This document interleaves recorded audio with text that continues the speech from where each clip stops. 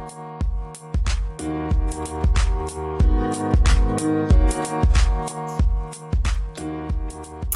guys, welcome to another episode of Complex Like Wine, the podcast where we talk about complicated things and improve over time just like wine does. This week we have Daniel. Hello, everyone. I haven't seen you in about 2 years. About 2 years, yeah. Last time I saw you was in your infamous Under My Skin. That's true. Oh yeah, it's a little over a year. I was thinking about the concert we went to with Breaking Benjamin. Bad Wolves and Breaking Benjamin. Oh, that was awesome too. That was a fun one. And Daniel too. Yeah, the other Daniels. Oh, yeah. Well, am I number 2 or number 1? I gotta know. Right now you're number 1. Okay, right now number 1. Yeah. Okay, cool. But yeah, so of course, before we get into what Daniel wants to share with us and all that, we have to talk about the wine. So if you're on YouTube, I'm holding up the bottle. This is Dulcedo de Alba from Abizia, and it's a 2018 red. And I'm not sure which part of Italy it's from, but yeah, there's no description on the back, so I guess we'll just go on and cheers. We gotta find out by taste. Yeah.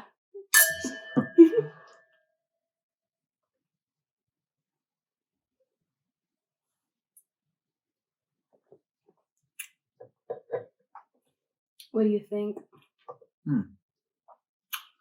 It's a little bit milder for me. I don't get too strong notes, which I don't like too bitter anyway, so I feel like it kind of hits the spot for me. Mm-hmm.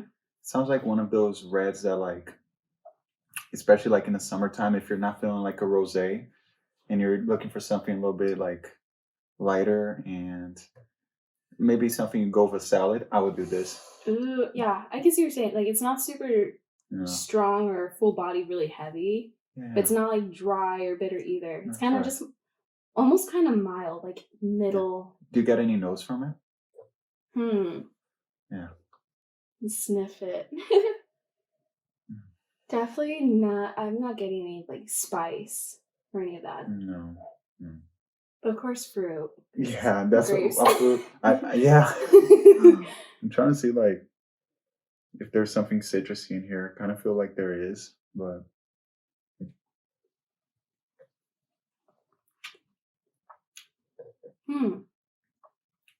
Yeah, I can't pinpoint anything specific. Maybe that's part of the mystery. That's true. Yeah, they didn't give a description or anything. Give a description. Yeah, they're just keeping it mysterious. It's like the next level. You got to figure it out. Secret menu or something. Oh, yeah. No, I can respect it. There you go.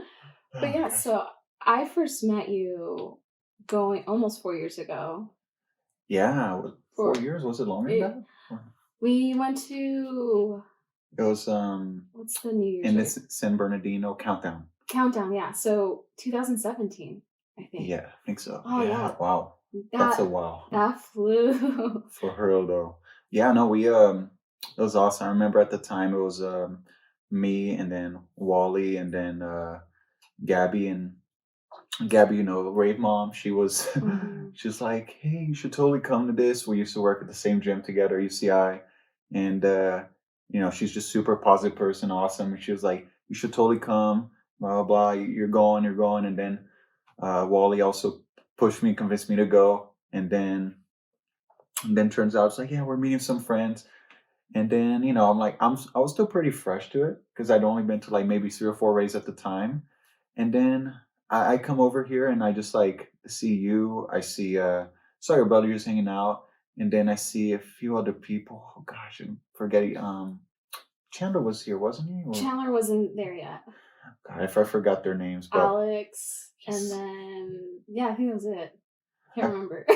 So, I don't know. It was a while ago. Yeah, but you guys were just like super positive, like super vibing, and then you go over to the table. It's like this whole operation of making beats. Like I was just telling your dad, I'm like, dope. So that was awesome. It was very cool. If you don't know what he's referencing, in rave culture, you make bracelets called candy and like little beads and put messages on it. And yeah, we would have the whole table covered with beads and just make bracelets for each festival. Mine sucked, by the way, but you know, I put in the effort. And Zara was still cool enough that when we actually got to the rave, she traded my janky ass beads for like some high quality ones that she made. So I probably still have those saved somewhere. Oh, yeah, I'm pretty sure I still have yours. I have a box, like a decent sized box of just filled with candy I've collected. Oh, it's like finding a needle in a haystack at this point. I kinda Yeah, I bet. but yeah, Oh, and so then wow. Hmm. next time I saw you was for a metal concert, Yeah, right? yeah. There was one in the amphitheater in Irvine, and you just like hit me up randomly out of nowhere, and it's like, "Hey, Bad Wolves, Breaking Benjamin, are you down?" I'm like, "Am I down?" Like, I love Breaking Benjamin and Bad Wolves. I didn't know at the time, but like, they're big now, Mhm. and yeah, it was a great time too. I had a good time at the Elder Daniel number two for now. Number 2 for now. And yeah, and then next time I saw you was on your on your short film shot. Yeah. That was cool. Yeah, that was pretty fun. Yeah, it's like a year and a half ago already. Year and a half My ago. goodness. Yeah, and it was like it seemed like more recent than that because I like still remember it vividly, and I had such a good time. Like I don't think I've been in many video shoots, but everyone was just so cool and professional too. What was the name of that professor guy, the teacher? The his name's Steve Sherman. Steve Yeah, Sharon. but he's a SAG actor, so he's part of Oh. like the Actors Guild and all that. But he's a really good friend. Oh, okay. Yeah. Yeah, like just talking to everyone and then talking to him felt like I was talking make like it felt like I was almost like interviewing him. He was just like so professional and on point. I'm like, whoa. So yeah, I'm still thankful for you inviting me. Oh, of course. No, thank you for being on my film. And obviously, yeah, obviously did really well. Killing We're it. yeah, behind the camera, my movie posters are hanging up, but yeah, it's doing pretty good. I can't There you complain. go. Maybe you should if I ever point places, maybe you should just put like little was it little what do you call it? A little picture. Little pictures, so Yeah. no designs like this, that, this. Yeah, I'll do that in the editing. Just There you like, go. okay, this is what we have we're pointing at. Gosh. But yeah, that was fun. Mhm. But yeah, now here we are. Now here we are, and you're gonna talk to us all about Yes, I wanted to discuss a more niche kind of field of allergies. Um, in particular, I wanted to go into food allergies and sensitivities. So, I'm very happy to have you along. I saw how much great work you've been doing, how much great work you've been doing with other subjects, particularly mental health. And I think there's also a psychosomatic part that is very important to be addressed when you go into um, physical problems relating to mental health. So, full disclosure, I was the one that reached out because I really wanted to get my word out there, and I don't feel like it's really well understood how many types of allergies and problems there are. But today I wanted to go the one that I Mhm. have at the moment, if that's okay with you. Oh, of course. That's why Okay. you're here. Yeah. So I suffer from something called eosinophilic esophagitis. And if you were to break that down, eosinophils are a type of allergy cells. They're white blood cells, and they're kind of like mast cells and basophils, the big ones that usually eat any antigens in the body by swallowing it up. And esophagitis just means inflammation in the esophagus. A lot of people suffer types of other itises where other parts of their body are inflamed. It's particularly common, especially in allergies, for people to have that type of reaction. And inflammation is very common in more typical type of allergies too. So I just kind of want to introduce that concept of it because it's somewhat rare. I believe that in cases of reported, I guess, abdominal pain and acid reflux and stomach related issues, it's only about 8% of all cases still, Mm. but it's still rising. It's rising pretty rapidly, and there's a lot of factors that can be attributed to it, but that's more on topic for maybe another time. But for one, I kind of want to introduce what the basics of it is a little bit, and then go through my journey. So what happens in eosinophilic esophagitis is that your body identifies certain food groups as basically invaders or antigens, allergens. And when you when you consume those foods in your stomach, the more typical Ig immunoglobulin E allergy cells will identify those substrates, those type of foods that you consumed. But then these other types of cells that are white blood cells called eosinophils will attach themselves to the IgE cells that attach to the food itself. And what that eosinophil does, it will release chemicals, cytokines, to break it down so it can swallow and consume it. This takes time, but that's what it does. So my condition with eosinophils, because everyone has eosinophils, and it's a normal reaction, especially for example to parasites. Everyone will produce that when they have like parasites inside of them. Where I have it is more atypical because I have it in my esophagus, and normally you don't really find eosinophils in your esophagus.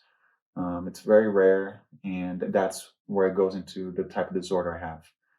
So what happens is um, the eosinophils start to gather when you consume certain types of foods, which constitute of six main types.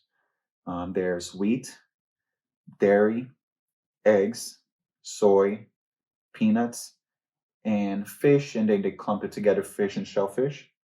So anytime you consume one of those, you're going to get that type of reaction with your allergy cells and then your eosinophils on top of it, but they tend to gather up in your esophagus. And what ends up happening is as they gather up in your esophagus, they're releasing histamines, which is kind of the word that everyone knows.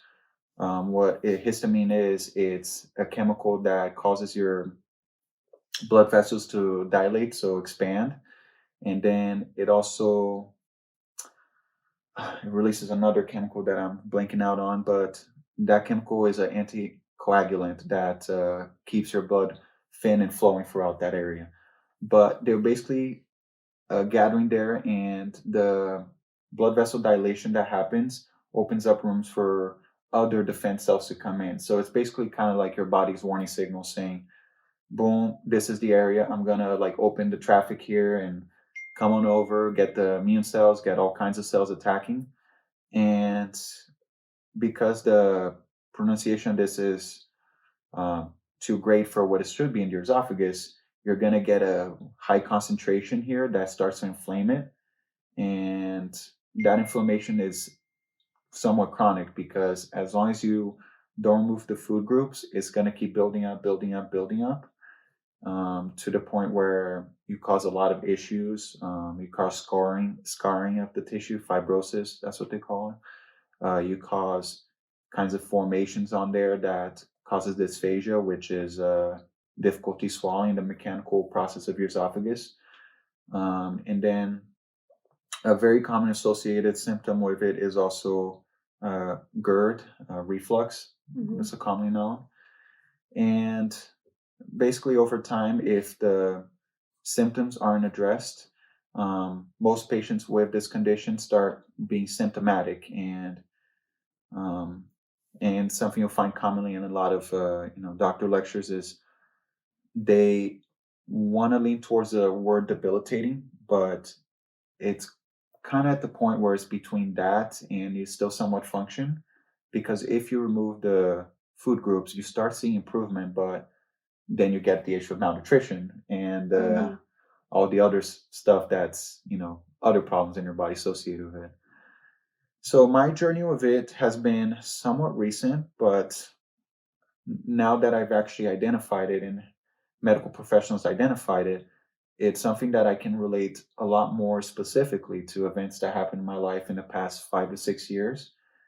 And and basically in my life, I've always had an issue of allergies aside from this, more typical allergies, as medical professionals would say, like the types you see, shellfish, you see dogs and cats, just other types, but food related, kind of like that. So it's been somewhat of a long journey for me that I'm really not. I'm kind of like a third of the way there, really, according from what my research and doctor's consensus, because I really haven't gotten down to the basis of what I can and can't do. So just little backstory about me, if you don't mind. So I grew up in Brazil, and there I spent most of my life. My dad is American, so he's been in Brazil for more 3 times my life, about 50 years now. Yeah, he's old. And I grew up there in a small town, and then I was fortunate enough that I got to travel, go different places in the U.S. and the Americas. Haven't done, the majority of the world, but still pretty blessed from what I know. And yeah, growing up, I grew up eating just fine. Too much, honestly. um, Good food, I would imagine. yeah, great food. Yeah, a lot of nice cooking. And just all the foods I listed on here, they were never really an issue until I was around age 9. I came over to the U.S. when I was 7 to learn English with my sister. She was living in Maryland at the time, and I ate normally. Nobody had issues with me. I was somewhat kind of a blank on my medical records, but nobody really found any issues. I was functioning just fine. I even ate popcorn shrimp. That was like my favorite snack, she likes to say. That's my favorite. It's good. I miss it. Um, yeah, and then basically my first real trigger and reaction was one time I was in Boston when I was 9, and if you go to Boston, you go for what kind of food? Like fish, sea fish, Yep. lobster, Clam chowder, red lobster, Maine lobster they call it, Mhm. and yeah, all kinds of like really cool stuff. And then yeah, when I tried it for my first time, it was my worst time. Ooh. Yeah, basically I had a really like pronounced reaction, very inflamed, not anaphylactic, thank God, Yeah. but like I was in pain. I was suffering for like hours. My sister had no idea what was going on. So she just kind of like rushed me to the store, got Benadryl. It's kind of like that scene in Hitch where Will Smith is just drinking Benadryl out of a straw. It's Basically basically, that. yeah. And it helped a lot. It really did affect. Took a while for me to come down from it, but like I came down eventually, normal and functioning again. And yeah, that was like the beginning of my issues with shellfish because afterwards I was pretty traumatized for that event because it lasted like for hours. And I think I just started avoiding shellfish in general from then. Um, and yeah, and my sister wanted to get the allergy test done before she got me out of anything. And um, on the allergy test, it came back that I had a kind of a moderate reaction. So that was when I first started identifying. Um, and it also came back that I was allergic to cats and dogs, but no other food groups. Hmm. So that was kind of like a new reality in life. Okay, here's my first limitation.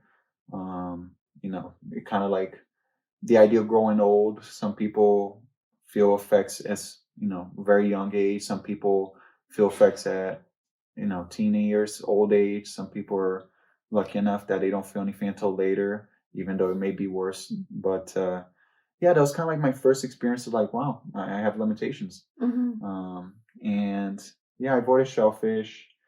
It became pretty easy to do. You get used to it. You talk with a lot of people who have allergies and food sensitivity in particular. They say it's hard at first, but then eventually your mind just says, this is not my reality, so I'll be happy with it. It Mhm. copes. So I cut off shrimp, shellfish, and then I was doing fine. Had pretty nice high school teen years, um, and moved to the U.S. again when I was 14. Lived in Florida. Ate a lot of fish while in Florida. I was down in the Keys, and then after a few years, I moved to Hawaii. My sister and her husband are military, so they Oh, okay. relocated. Yeah, Mm. so no complaints. Hawaii is awesome. I would imagine. It'd be Yeah, very nice. yeah, yeah, and I kind of like it was just shellfish at the time. Fish I still ate. I love fish. One of my favorites. Really good form of nutrition if you can. And yeah, like I had no issues. I normally ate everything. And all up to college, I was fine with just avoiding shellfish. And then in college, I started noticing um, bloating, a lot of bloating. I was I drink a lot of milk in my life. My my family out there call me bezerro, means like baby calf. So, I love that. so yeah, like I still drink a lot of it in college. Low key easy meal, make a shake or something like that. Um, That's and funny.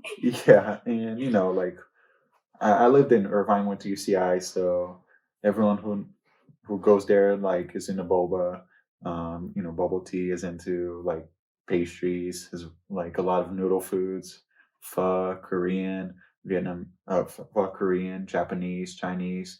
So like I did well for most of my college years until around the beginning of my second year in college. I started noticing that whenever I ate a avocado, I was getting like I was salivating, and I was like, okay, weird, whatever. Didn't avoid it though. Still ate it fine. I was just like, this is miles, whatever. And then um, I was starting to get a lot more bloated than I guess ever. So I was like, okay, whatever. It must be, must mean I need to stop consuming as much salt. I like try to see every possibility that someone would, right? You go by the statistics. Um, but yeah, I wasn't really getting too much better, so I kind of just started kind of accommodating it and like, okay, take it out of my mind, take it out of my mind. Um, until eventually I remember, and this was like one of my worst crises ever. I remember like on a really high stressful moment when I was taking biochem and sorry, no, microbiology. And I was studying for the finals, and then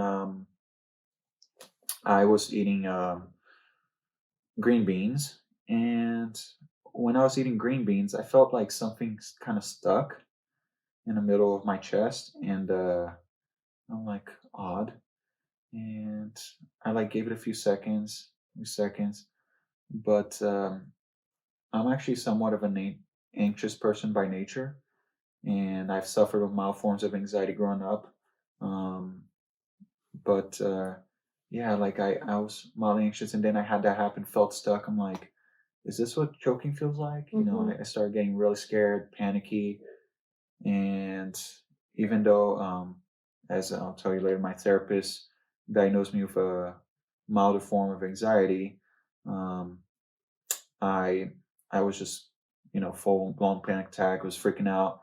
It was like, what is this choking feeling that I can still breathe, but like, obviously panic, so hyperventilating and all kinds of stuff. And like, what do I do? What do I do? I called emergency rooms. It was like, you should come in. I'm like, I can't have a final, scared and all that stuff. And I still remember, and I feel bad, but you know, I thanked her afterward a million times. My boss at the gym this time, Carol, she was a nursing student in her fourth year, and I'm like, she was my mentor. She was the one that taught me kind of the ropes, and I called her panicky at the time, like, Carol, what do I do? I'm freaking out. Super supportive, calmed me down immensely. And, poor girl, she was like so scared of what will happen to me. And um, I just remember freaking her out about it, but eventually, like, it came down.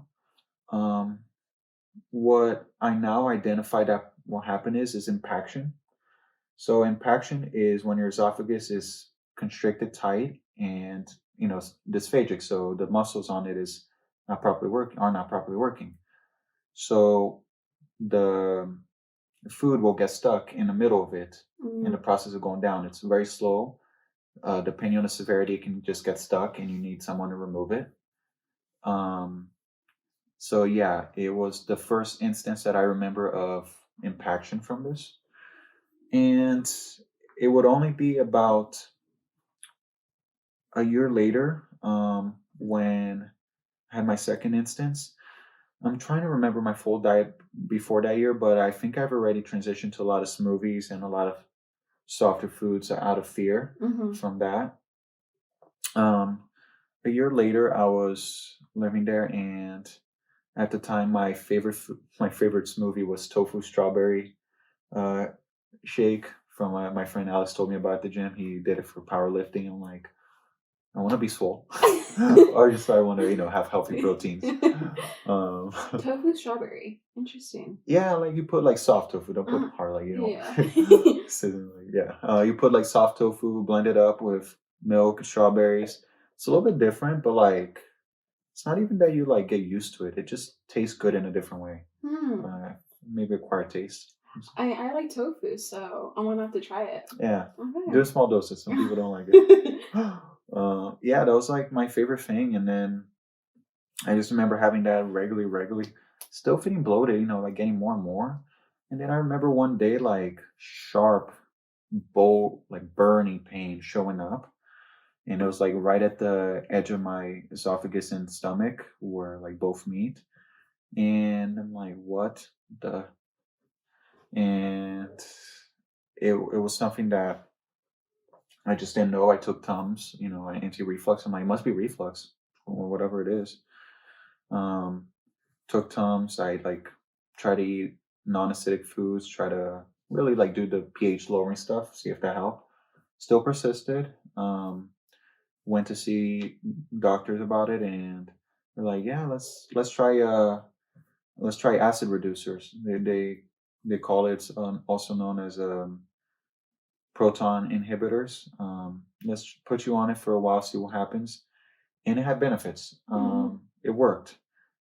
So as it turns out, proton inhibitors are one of the form of treatments with eosinophilic esophagitis because a lot of time that and GERD reflux are not exclusive, so they tend to go together. And it helped because my esophagus was damaged, but I wasn't getting acid on it. You know, Mhm. I guess a good like visualization of that is imagine your esophagus being like the shoreline at a beach, and then acid reflux being the water just like up and down, high and low tide. Yeah. That was basically what it would look like, if someone tried to illustrate it. So, lower acid, better results. It is part of the treatment for healing it too. If you have eosinophilic esophagitis, they usually put you on proton inhibitors for at least 8 weeks. So your acid stabilizes enough where the mucosa, kind of like the lining of the wall of your esophagus, builds up again. And that's like really the first important step to healing because it's going to stop more scarring, more pain, and just in general, you know, patient life, patient quality of life increases. Mhm. But yeah, so I did that. It helped. Wasn't going away though. Like I was still eating all the triggers, right? Except shellfish, and I was just like, it was like still getting worse, more and more inflamed, and it's like a balance. Like your acid is reducing, but your esophagus is getting worse. So less acid is going to do as much damage. Yeah.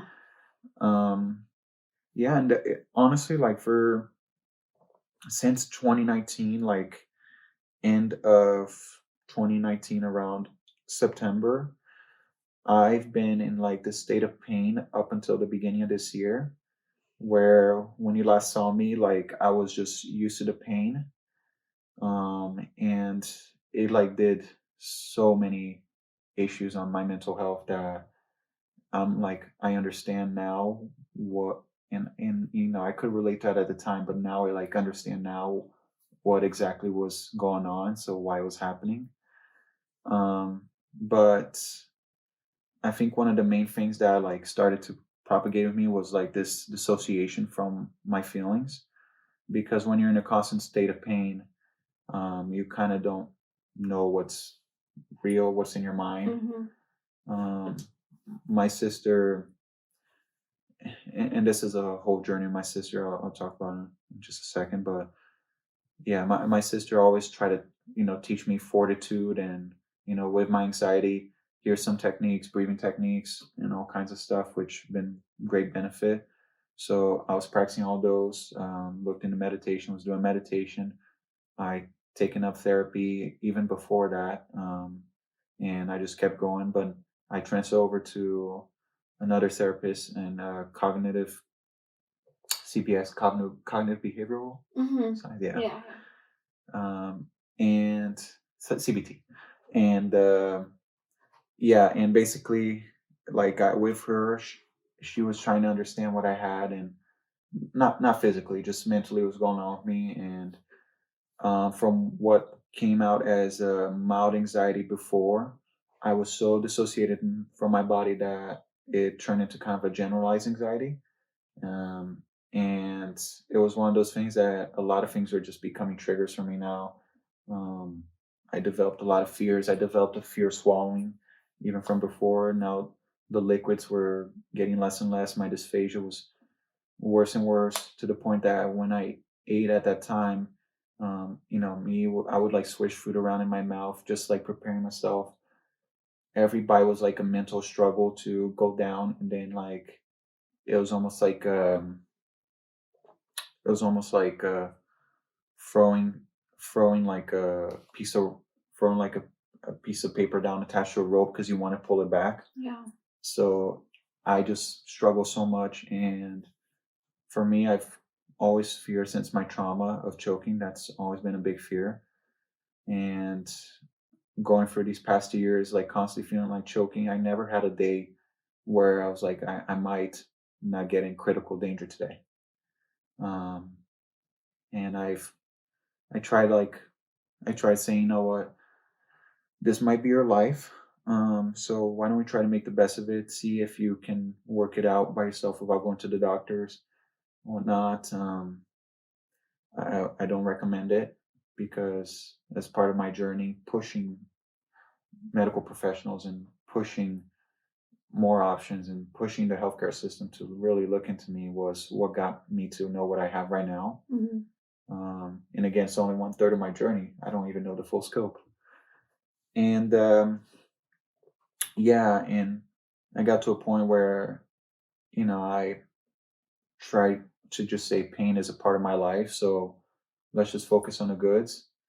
Um, Something I got really into about beginning of 2019 was rock climbing, and I was rock climbing. Started off like once every 2 weeks, once every week, twice every week, 3 times, and then eventually, not gonna lie, like I was doing it 4 times a week. Your body builds up resistance to it, but it's just something I was so addicted to, and it was such a pain relief, and it like just kept me grounded because instead of focusing on my pain, I could focus on, here, I'm going to do one step here, then one step here. Don't worry about your pain, just focus on this. And I really got into like the a lot of coping mechanisms, and still with all those, it really didn't get down to the bottom line. So I just think there's such a like big impact because it's absolutely imperative that you work on your mental health and you really like get to know your knowledge, and all that stuff, but you also really have to address your physical health. Hmm. Otherwise your mental health will be affected, and you can try to alleviate it, but there's always that physical symptom that will be a part of your life and might get worse. um, so that's just kind of like the intro to the story, in a sense that ever since saw my CBT therapist, she taught me a lot of techniques. It really helped kind of alleviate it from like 100% of the problem to like 70%, because now the anxiety issue of me swallowing got better, Hmm. but I still had a mechanical issue. So come fast forward 2020. Eventually, my PCP was like, you know what, you tried the acid reducers, tried therapy, tried this. Let's send you to a stomach guy. I'm like, oh wow, okay. These stomach guys. Yeah, a gastroenterologist. Your digestive system, and let's send you to a gastro guy so he can really see what's happening in there. I'm like, I wonder why we didn't do this first. And they said that they go by statistics. Most likely, you're gonna have reflux, a very common issue in the U.S., Hmm. especially with a lot of the American diet that is an issue. Yeah. um, so they went by statistics. I don't blame them. I'm glad I pushed. I feel like it's more of a personal journey than really a culpatory journey. I did what I needed to do, and I'm gonna keep pushing what I need to do. And now I have the knowledge to. This is how adamant I need to be about my health. Mhm. So I pushed and I saw a gastro guy. First two appointments were the same story. You probably have reflux. Yeah, I know so and so said this, but I'm a gastro guy, and they weren't being condescending. It was just like general summary. Um, yeah, and then eventually, like, you know what? Let's try this. Go to an allergist, get your allergy test done, and then afterwards, come to see me. Went to an allergist, and from my first allergy test given 10 years ago, I had developed many more. And it's natural; your body changes. That's something that mostly comes, doesn't go as much.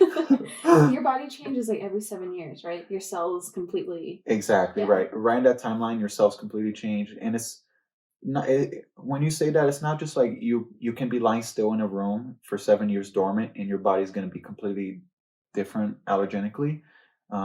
Hasn't really been tested, so we don't know. But what we do know is that you're in different environments. Mhm. So your environmental exposure, your genetic expression makes a difference, but your environmental exposure, nurture, really plays a difference in what you develop allergies to.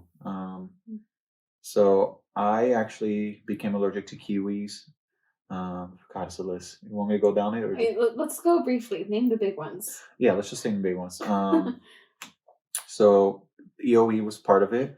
Avocado major. So lost my California residentship. Oh. Shellfish is still part of the allergy group, but now I was also allergic to kiwis, and then tree nuts. I was varying amounts. So those are like some of the big ones, and then very mildly other ones, but not as much that I don't avoid it. It's just right now in my journey, I'm kind of still figuring out what I can and can't do, and I don't want any outside factors. Yeah. My body's allowed; it's a temple. um, yeah, and basically, basically now that we got my allergies figured out, my stomach guy, the gastroenterologist, said, "Okay, doesn't really explain all this though, so we're gonna put you under EGD and endoscopy. Upper endoscopy really is the name for it, and what it is kind of like a colonoscopy where they take a camera, except the other way." Hopefully they cleaned it before, but Yeah. Fingers crossed. You think. yeah, so they numb me up. It was very fast, not even a surgery, it's a procedure, and basically they numb me up and they put me like on a hypnotic. So apparently I could follow instructions while I was under that mode. Pretty cool. Wish I had a video.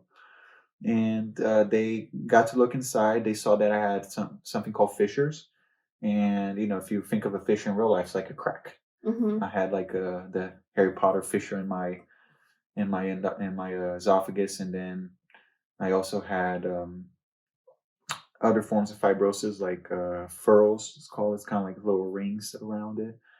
I was actually very lucky that it was mild for as long as I had it, but I still had it, and Mhm. it's scarring. So it's something they said took biopsies for. He um, he did all kinds of works, and even turned out I had a stomach bug, which I got treated for with antibiotics. But yeah, so that was pretty much it. They did a procedure, got back to me 2 days later, and then they said, "Hey, so this is what you have. It is an autoimmune disorder."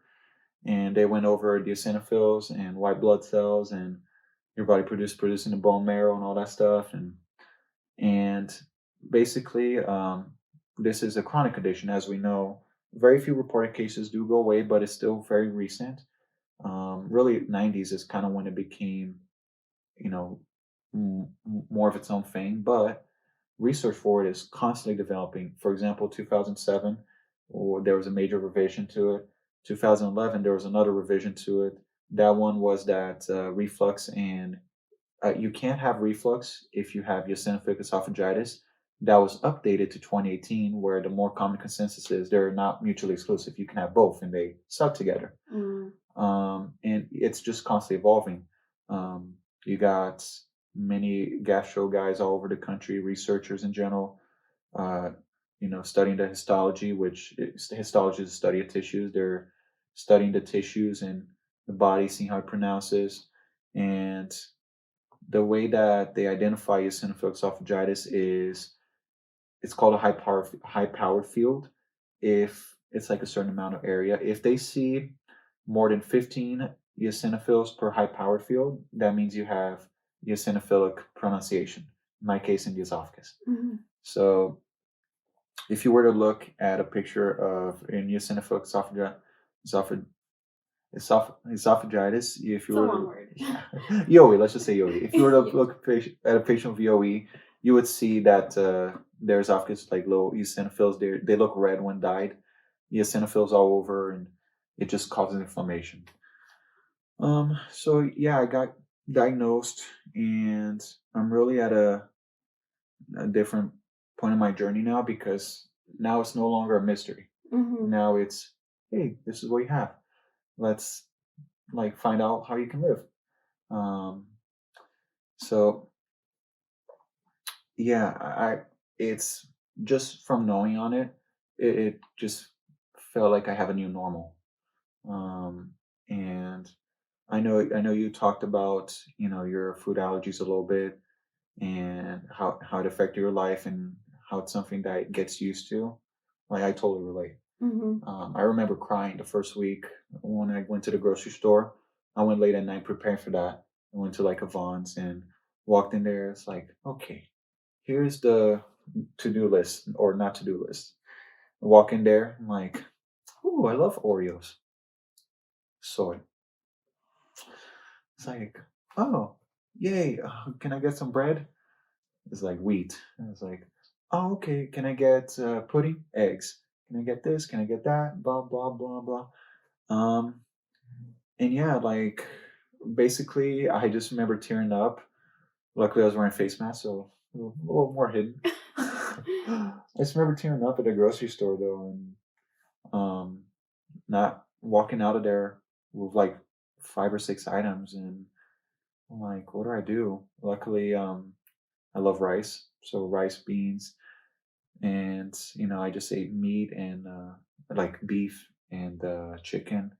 So those I can still do according to the elemental diet, but that's something that they don't even fully know. You got to test it out. Mm. But in the big no list, that's one something I can have. Um, and I've just been adjusting. It's really hard. Like it's somewhat good for you giving up on some of those, like wheat and dairy are big contributors to the obesity problem. So part of what happens in journey is that you lose weight. I lost 20 pounds, gained it back, uh, but I lost 20 pounds and then started adjusting my diet. No more, basically just it was a lot of rice, beans, and then um, found like more gluten-free options, all kinds of like alternatives. There's vegan cheese made of like potato starch. Mhm. There's like soy-free. I love soups that are just like basic veggie soups. And I'm very lucky to have like such a support group in my life now that I have a friends even coming up to me. It's like, I found pot pie that you can eat. Oh my god. I That's a can good friend. Yeah, it's a great friend. Oh my god. Heck Yeah, yeah. yeah. So I'm now the dissonance that I felt like I had before, like felt like the scene from Doctor Strange where he's just thrown out his body's finally coming back to me. Mm. Uh or dissociation. Yeah. Um and I'm feeling a lot more grounded. The pain went away a lot more. I still have a lot of pressure. It's still coming down, but you still feel pressure. And ultimately, I don't know if I'm ever going to go back to what it was before then because I have scarring now. So, but it's something that I can eat a lot better, but still not really fully. I developed a little bit of social anxiety towards eating that I'm still working towards.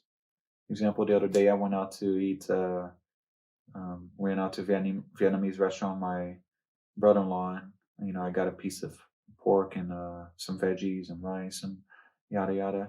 And I took a bite, and then I was just so self-conscious that it became stuck. And then worse, worse, worse. And I'm like, you know what? I'm not joking, but I'm gonna stop here. Mhm.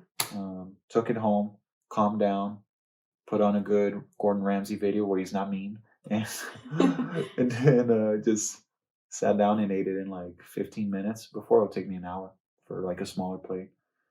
Um, so yeah, I'm like getting a lot more grip on myself now.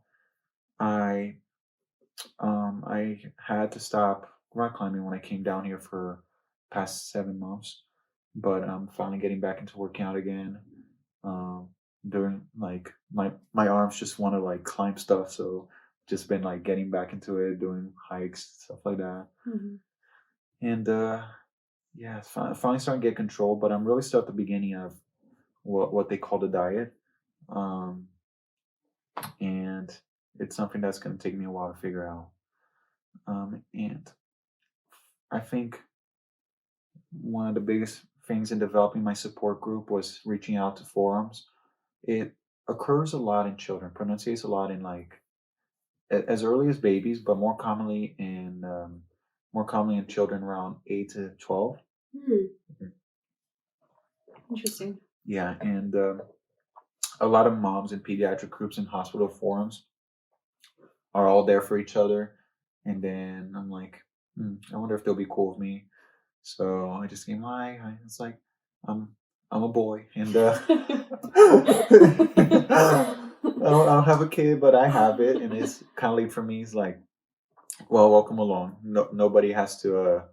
Nobody is too good to get the help they need for. So, or nobody's ineligible, and they've been great. I've have some people in my life who have other types of food related sensitivities like Crohn's, celiacs, and just other types. And I with their permission, I opened up a lot to them about my journey, their experience, and it made me hopeful because as I'm starting to learn, hard but still learning, is that over time, like in the beginning, I said, your body adjusts for the reality you have. Doesn't focus on can't be a copes, and that's healthy because you don't want to live in the what ifs. You want to be present. You want to be content. Work towards where you're worth. Try to find your stability, but um, just as a general healthy habit, like don't try to disparage what you are. Mhm.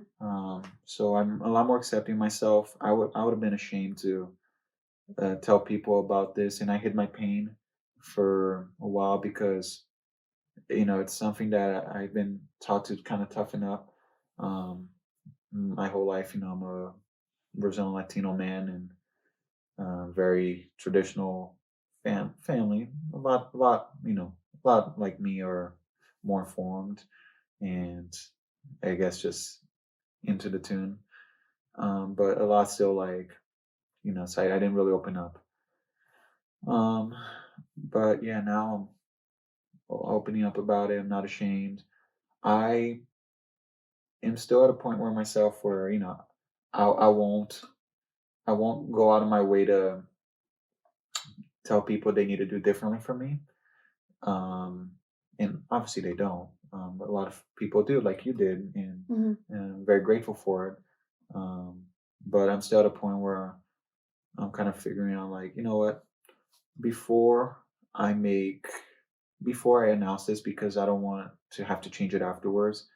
And maybe I do, but at least I want to have a stability before I announce it. I want to just kind of try to, live as close to at what I was before, um, before saying, "Hey, this is what I am." Um, like, if you want me over, just know that for me to do this, I need to have this. So that's where I'm at. I know that eventually I'll get to a point where I can ask for that point, but I want to be more stable, if that makes sense. I know it's Oh no, that makes complete sense. yeah. I'm really happy for you that you've been able to see a doctor and they figured out, were able to diagnose what's wrong. Hmm. Because a lot of people don't get to. Right now, I'm in the process of trying to figure out what is my stomach issues and needing to see a gastrologist and all of that. So that's a huge step. So congrats. Yeah. Yeah. Yeah, no, absolutely. And it's something that, like you're doing right now, they are doing the due diligence, and you said obviously you trust your doctors, which is great. Absolutely should. Um, and hopefully they, can get you a stability for you too. It Hmm. must be hard, not knowing, right? Yeah. Well, yeah, just like what you've experienced too, where you get anxiety of like, I want to eat this, but am I going to be stuck to the toilet or I'm going to be in severe pain? Like, there's just so many different gambles. What would be your advice to people listening and to me, or people that having any food allergies and it's kind of taken over their life because they can't eat out as much or as comfortably, Mhm. or any advice for when they're trying to see the doctors and stuff? What would that be?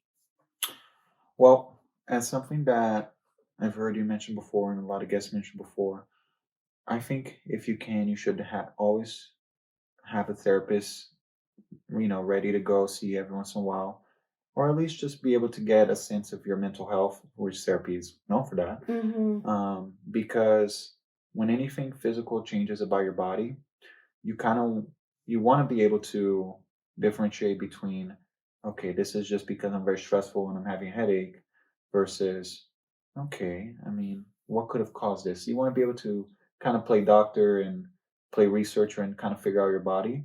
So if something like this arises, you can be a lot more confident and assertive in actually finding the answer. Mm-hmm. Going to see your doctor, and then if your doctor doesn't figure out, going for the next steps, and just really getting it done. Unfortunately, in the American healthcare system, um, it does have a lot of funding, and private insurance companies and hospitals and all that stuff. So they do have the equipment for it, but it's not as accessible to a lot of the population, as it is a big controversial issue in the country right now. So doctors and insurance companies won't go for the expensive route first if they can, because they want to profit. Statistics, but they also want to profit. Yeah. So understanding this, I think you need to have the work done. Talk to forums and people in other countries, in Japan, for example, who have this, and they found all about it in a week, from the major issues that, like any fissures or um, any other types of EOE expressions, because they went to a hospital. It's like, we're going to figure out what's happening with you. Mm-hmm. They did MRIs, X-rays, CGs, and then once all the general stuff. But still, in here, you'd have to do one appointment each month for those, especially in COVID times, even worse. Yeah. They figured out in a week, because eventually, you know what? Let's take a look inside you. So it is something that, with more accessibility to healthcare, is going to make a huge difference people's lives, and it's going to lower a lot of the trauma that comes along with it. And for me, for example, if I had figured this out before, if I had faster access to medical care before, I would have avoided 4 ER trips thinking I was choking. I would have saved about $5,000 on medical expenses in these past 2 years, and I would have been in a lot, more importantly, a lot more mental stability and less trauma. And maybe I won't even have as much issue with choking anxiety. Aside from this, I would just be dealing with this, but knowing that I can deal with it. And Mm-hmm. and now I don't have to work my way down as my esophagus gets better, to learn how to eat again. Mm-hmm. So that's really the main thing. Just push forward, get to know your body, get to know your mind, because when something changes, you wanna you wanna be preventative about it. Mm-hmm. No, thank you. I also like that you mentioned going to forums or groups and reaching out to people because you can learn a lot from each other. Like just listening to you, I'm learning a lot of things that I'm struggling with my stomach and bloating, which ends up creating gets me nauseous, and then I'm nauseous. I just burp all the time. It's like back and forth, and my stomach hurts. So there's like different stuff now. I'm like, can you do It's research? Yeah, I know there's at-home allergy tests that you can do mm, that you will have to pay, but you get the results much faster than maybe trying to schedule doctor's appointments. So that's something I've been looking into doing. yeah, yeah, that is an option, absolutely, and it'll definitely be a good way to kind of get into it. So that's it's great that like I'm glad you bring this up because it's great that a lot more at home options are becoming available. This whole pandemic, we go into 2 years of many industries. Yeah, you can do it from home. Why are we in the Mhm. office? Uh, God, Kathy is making noise again, or whatever. Just a general name. My love to Kathy's. Um, yeah, so it's great that like at home options are turning out because not only with allergy tests, but genetics tests and diet tests that you can really figure out where your body's kind of tuned for. It is really just more information in the database of figuring out how do we better our health and how do we get a more comfortable life. Mhm. Um, so I hope zero when it comes out for you, but I'm Thank glad you. that you're able to do it at home, right? Yeah, yeah, no. So, people, if you have dealing with anything, look at all options. There's even at-home ones, which makes it more convenient. So, Absolutely. yeah. Excellent. Yeah, and I did also want to mention that for cooking and dieting wise, there are treatments. The elemental diet is without the six triggers I mentioned before. Mhm. Um, and although limited, you're starting to see a lot more options in recipes and cookbooks and shows Mhm. showing all kinds of different alternatives. Of course, anyone who goes on YouTube and searches up vegan and vegetarian are going to find a lot of options. Steak right now is the big thing. Everyone's making steak with eggplants and and watermelon. That was that watermelon, smoked Oh, watermelon. mhm. I actually brought a book, if that's No, okay. yeah, I saw that. Show that. I just want to like briefly show, not mine, of course, but I found this great chef. She actually sells this book on Amazon too, Sibel Pascal, and you can see if you maybe the name of the book is Allergy Free and Easy Cooking. So I actually searched it up by my specific disorder, and this was one of the best ones I could find based on reading it because it not only tackles my allergy issues, but it tackles some of the other common ones that people have. And it's really informative, even to the point because, for example, me crying in the grocery store, not knowing what to eat, they do they do me the honor of and the favor of like pointing out a list of like 50 ingredients that can have in my kitchen at all time. You better be able to see or just see like the little highlighted bold ones.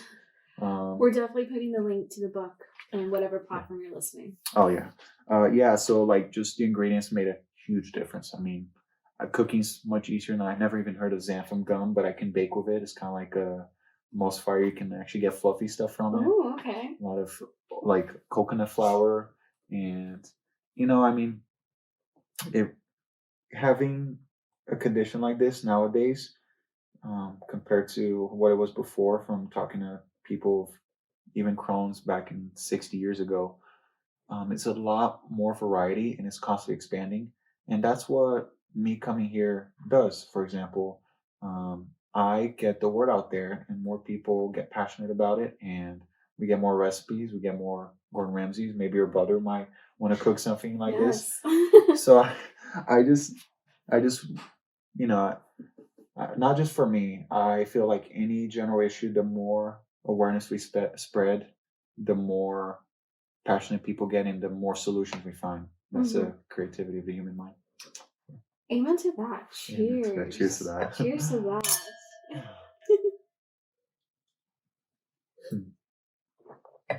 Thank you so much for sharing with us about this because there's a lot of people that deal with allergies and like you mentioned, you don't want to like tell people because you don't want to be an inconvenience or trying to figure out what you can and can't do. So for me, this gives me a lot of insight, and I'm sure it's going to give people listening some insight of what to do and how to get around that. So thank you. Oh, absolutely. It's a pleasure. It's a journey and you really got to figure it out. Mm-hmm. Got to push forward. Push forward. Is there any last minute things you want to share with the audience? Um, you know what? I One other thing is in all the pain that I was in, like I said, I couldn't have done without my support group. I do want to give a shout out to the one girl in particular, Capriana Phillips. She was okay with me putting her name. She has been like my rock throughout all this. She is constantly looking for, or recipes for me, all kinds of different varieties, and even from my friendship before her, well, now she's my girlfriend. Mm. Um, not because of this. Oh, don't worry, babe. Yeah, even before that, she was just always so supportive of me, and I've had people in my life before I figured out saying, maybe you just have to kind of get used to it. She was always the one that said, being in pain is not a good status to be. You want to find a way to ease your pain, and I think I would have been in a lot worse place if it wasn't for her. So Oh, that was really sweet. yeah. So thank you, Lola. Aw. Yeah. Well, yeah. Okay. Thank you again. Yeah. I learned a lot. And thanks for reaching out to me and wanting to be on the pod. Oh no, of course. Thank you for having me. Of And the course. great wine too. I can have wine. Isn't that good? I know. That's what I was like. Can you have wine? Oh my god. If not, we'll just have water or something. Oh gosh, no. But this one's delicious too. I actually really like it. Cool. It's very This is mild. what- Of all the ones that I had left in the box, I picked this one out for you. I was like, I think this would be a good one to have with Daniel. Dolcetto di Alba. Is Alba a region in Italy? I don't know off the top of my head, but I'm gonna have to Google it after we're done. Maybe it was Jessica Alba. Jessica Alba, maybe. Yeah, maybe. Just play. But yeah, no, thank you so much. It was really a pleasure. Of course, yeah. Well, thanks guys for tuning in to this episode. We'll put the link in for the book in the bio if you're curious. He's holding it up if you're watching on YouTube. That's what it looks like. Yeah, thanks again. We'll see you in the next one. Bye.